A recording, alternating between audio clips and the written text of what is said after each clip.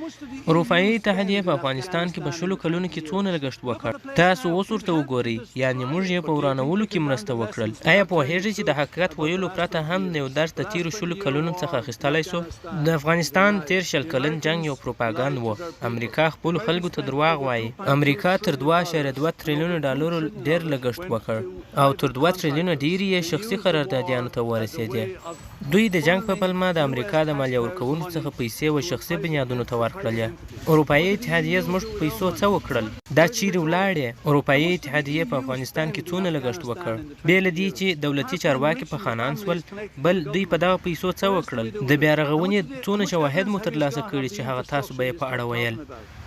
مخکې تر دې چې طالبان واک ته ورسیږي، د هغه افغانانو شمېر چې په فقر کې ژوند کوي د 2001 راهیسې 2 برابره سوي دي. 1/3 یې خوراکي توکي نه لري، نیمایي برخه یې د څښاک اوبه نه لري او 2/3 یې برېښنا نه لري.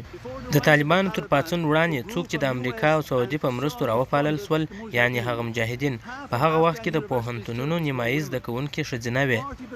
د هېواد 40 سلنه ډاکټرانې ښځینه وې، 70 سلنه ښوونکې ښځې وې، 30 سلنه عامه کارکوونکې ښځې وې. اوس ورته وګورئ.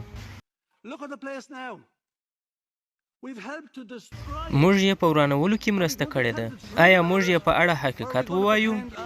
او که یې په اړه پلمې ولټوو چې ولا موږ خو نو د ښځو حقوق پر ځای کوو، بیا رغونه کوو چې په پای کې به یې هیڅ نم نه وي.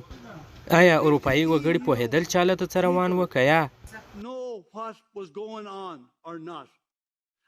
که یا نو ولې نه پوهېدل؟ او آیا داسې یو څوک شته چې د دوی سره د اروپا د هغه پیسو په اړه حساب وکړي چې هلته مصرفېدې او اوس یې هیڅ درک هم نشته؟